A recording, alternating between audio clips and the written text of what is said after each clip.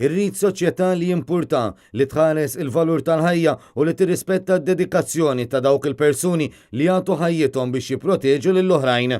Minnaħa l-oħra ma rrid soċjetà fejn xejn mhu xejn. Hekk iddikjara l-kap tal-Partit Nazzjonalista Adrian Delija waqt intervista fuq Radio 101 immexxija mill-avukat Frank Psajla fejn tenna wkoll il-viżjoni tiegħu għal Malta b'soċjetà li jimpurta mill-forzi tal-ordni u b'rispett lejn il-membri tal-korp li jissograw ħajjithom biex jagħtu s-sigurtà lin-nies.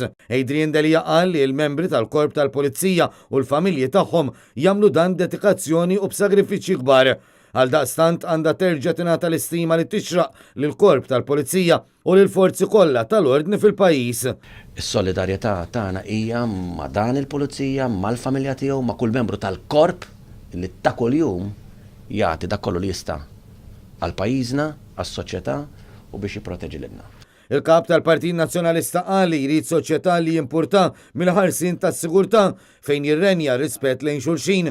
B'hekk ma jkunx hawn aktar każijiet fejn tfal u anzjani jibżgħu joħorġu minn djarhom u għalhekk li s-soċjetà għandha tisma' tifhem u tagħder filwaqt li tagħti l-wens lil dawk li huma dgħajfin fis-soċjetà.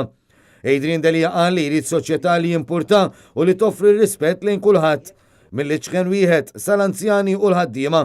Dan f'soċjetà li toffri għajxin diċenti lil kulħadd u li tħares l-identità tagħha. Qal li l-anzjani għandu jkollhom is-serħan tal-moħħ li wara li jkunu għamlu ħajjithom jaħdmu jkollhom pensjoni li bija jkunu jistgħu jirtiraw b'mod dinjetuż. Bl-istess mod il-ħaddiema għandhom jgħixu f'soċjetà li jimpurta u li toffrilhom kundizzjonijiet tax-xogħol tajbin, paga li tagħtihom għajxin diċenti.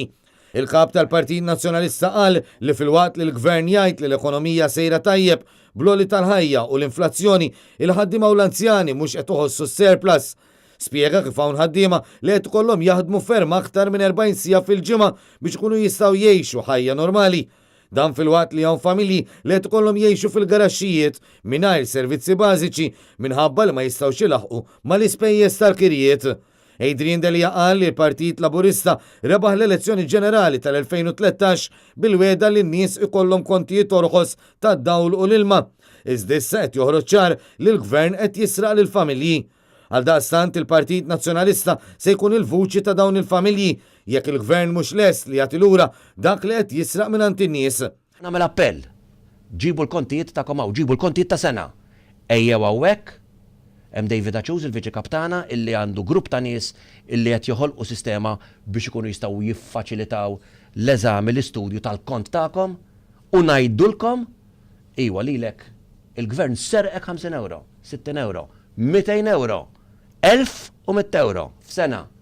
Imma mhux biss dik l-informazzjoni ħanġbruha jekk dawk in-nies iridu illi jagħmlu l-ġlieda tagħhom dirett biex jieħdu flushom lura.